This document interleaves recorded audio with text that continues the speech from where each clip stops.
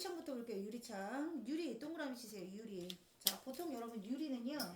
뭔가를 비춰주는 도구입니다. 근데 그 유리에 뭐가 비치냐면 죽은 아이의 환영이 비치는 거야. 자, 아이의 환영을 나타내는 거. 1번. 줄 치세요. 차고 슬픈 거. 자, 유리에 차고 슬픈 것이 어리어 있다. 유리창을 지금 닫고 있어. 화자가. 근데 화자가 유리창을 닦으면서 뭔가 여기 막 환영이 보이는 거예요. 그게 죽은 아이야. 이분 유리창을 쓰신 분하고 은수저를 쓰신 분의 공통점이 뭐냐면 둘 다 아이를 잃었어. 아들을 잃은 아버지의 절절한 슬픔을 노래하는 거예요. 선생님이 여기다가 제막매가 왜 써놨을까요? 연기작품이라 써놓은 거예요. 혈육을 잃은 슬픔. 누구를 잃었죠? 제막매가에서 죽은 사람 누구예요? 누이. 월명사가 죽은 누이를 추모하면서 그렸다고 했잖아. 하관 같은 경우도 동생, 형제 간의 그런 어떤 이별의 슬픔을 다룬 이야기야. 하관이 뭐야? 관을 내린다 이런 뜻이잖아요. 그래서 혈육의 정을, 죽음을 노래하는 작품들과 많이 연계돼서 나오는데 단독 지문으로 나오는 거 고학년의 문학교과서에 나올 수도 있는데 1학년 때부터 연기 작품으로 나올 수 있어요. 그래서 여기에 차고 슬픈 것이 어리어 있다. 근데 그 호하고 유리창에 입김을 불었어. 그럼 입김을 부르면 거기에 뭐가 있냐면 막 이렇게 새처럼 입김을 호흡 불었을 때 얘가 이렇게 막 이렇게 지워지는 거야. 그래서 언 날개가 막 파닥거리고 있는 모습은 아이의 환영이 입김이 점점 사라지고 있는 모습이라고 보시면 돼요. 사행 보세요. 지우고 보고 지우고 보아도 호하고 사라지면 다시 호하고 불고 아이를 계속 뭐하고 있어요? 떠올리고 있어요. 아이를 죽은 아이를 떠올리면서 뭐하고 있어요? 유리창을 닫고 있는 거야. 그래서 유리창을 닦으면서 아이를 계속 떠올리면서 눈물이 나는 거야. 물 먹은 별이 자 여기 별이 막 떠있어.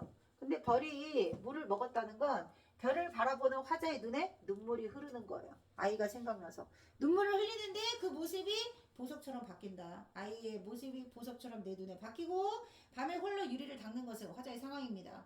자, 그 다음 줄 치세요. 외로운 황홀한 심사위원이 여러분 외롭고 황홀한 타자의 마음이 외로운 이유는 아이가 없기 때문이야.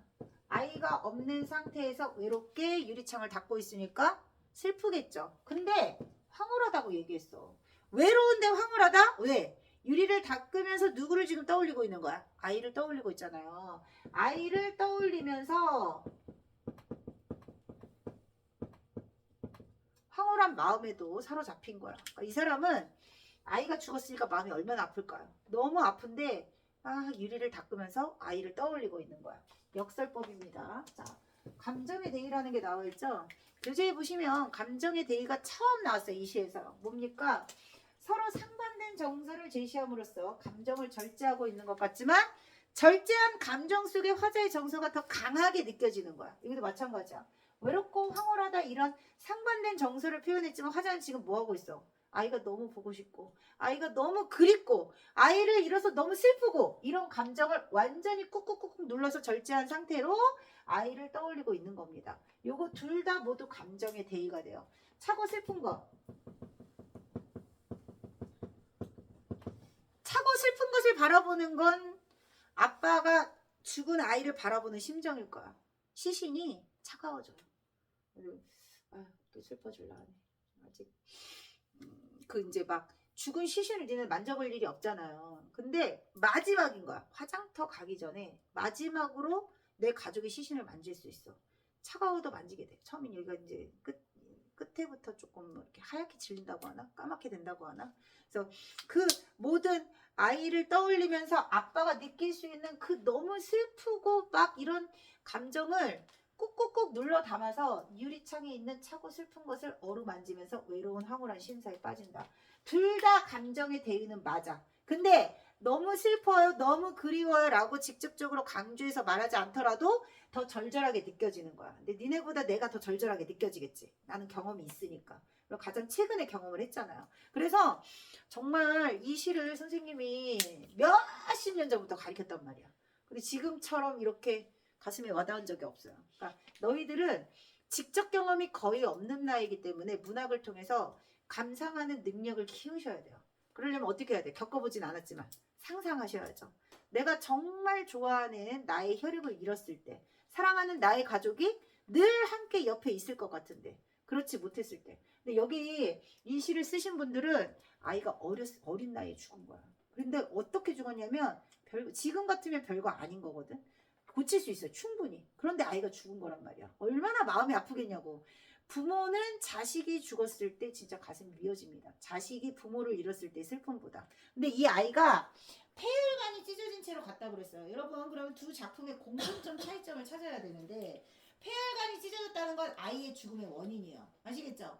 아이가 죽은 원인이 직접 제시되어 있는 가와 달리 나이는 나와 있지 않다. 이런 식으로 문제를 만들 수 있는 겁니다. 아시겠죠? 폐혈관이 찢어진 채로 아이의 죽음을 암시하고 있고 직접 아이의 죽음의 원인도 나와 있습니다.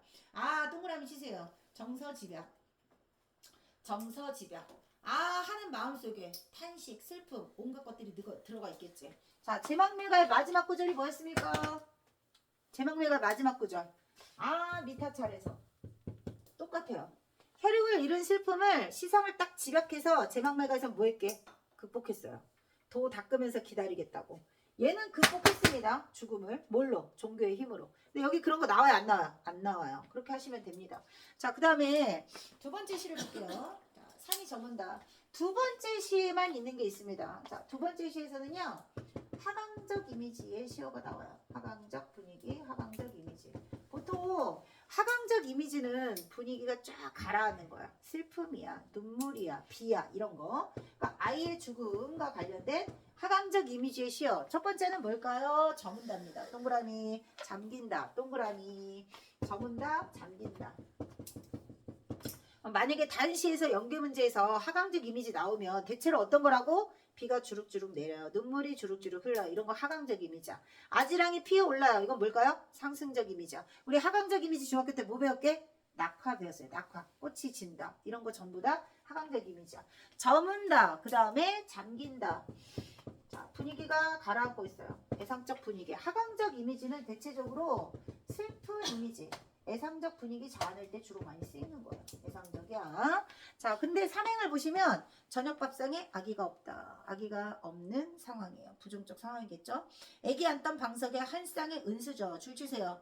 은수저 끝에 눈물이 고인다. 자, 은수저 끝에 눈물이 고인다. 은수저에 고이는 눈물. 눈에 보여요? 안 보여요? 은수저에 눈물이 고인다. 눈에 보여요? 안 보여요? 보이는 건 구체적인 대상이야. 보이지 않는 건 추상적인 대상이야. 은수저에 고여있는 눈물이 화제에 뭘 나타낼까요? 아이를 잃은 슬픔. 여러분 슬픔은 눈에 보이지 않는 추상적인 대상이에요. 근데 은수저에 눈물이 고여있다고 하니까 화자의 슬픔이 얼만큼 큰지 화자가 지금 어떤 상황인지 느껴집니다. 구체적으로. 자, 이거 무슨 뜻이냐면 보통 시에서 표현하라고 하는 대상은 추상적입니다. 근데 그 추상적인 대상을 보이는 것처럼 형상하는 방법이 여러 가지가 있어. 들리는 것처럼, 보이는 것처럼, 만져지는 것처럼 구체적인 사물로 표현할 때가 많아요. 추상적 대상을 형상화하는 거 시조에서 배웠습니다. 추상적인 시간, 추상적인 그리움, 추상적인 슬픔 어떻게 한다고요? 형상화한다고. 근데 이 시에서는 뭘 썼어? 시각적으로 표현했어. 슬픔을 시각화시켜서 표현을 한 거죠. 자, 그리고 한밤중에 바람이 불어요. 바람 속에서 아기가 웃는다. 줄쳐. 지금 아기는 죽었거든? 아기가 없다고 했잖아요. 근데 바람 속에 아기가 웃는다. 갑자기 아기가 나타났어. 이거 뭘까요? 아이가 너무 보고 싶어서 살아있을 때 당시에 아이의 환영을 떠올리는 겁니다. 근데 아이가 웃고 있어. 아기는 방속을 들여다본다. 아기가 지금 어디에 있대요? 방속을 들여다보고 있대요. 그러면 방속을 들여다보는 아기의 모습은 죽기 전 아이의 모습을 떠올리면서 아이를 그리워하고 있는 아버지의 모습이고요. 들창을 열었다 다시 닫는다. 방 속에 있던 아기의 들창을 다시 열었다 닫는다. 여러분 아까 유리를 보면서 유리창에서 아이를 느낀다고 했죠. 아이를 만나게 해주기도 하지만 아이가 저승으로 떠났고 이승에서 유리를 닦고 있는 아버지를 단절시켜주는 이중적 의미를 가지고 있어. 들창이 마찬가지야.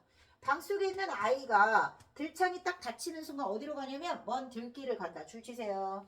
방 속에 있었던 아이가 먼 들길을 떠났대요. 그럼 방속과 들길이라고 하는 것은 살아있을 때 아이가 머물렀던 이승이에요.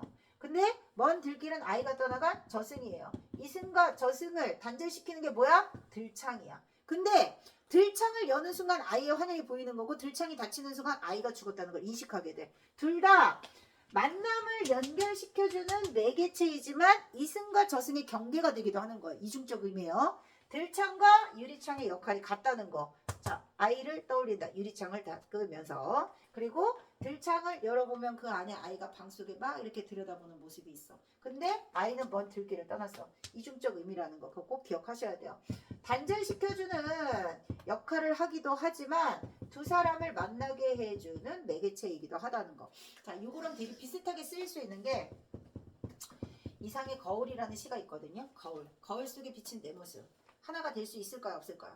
거울을 뚫고 들어갈 수가 없습니다. 단절시켜주기도 하지만 내 속에 있는 또 하나의 나를 만나게 해주는 만남의 매개체이기도 해요. 거울. 그 다음에 윤동주의 자화상이라는 시에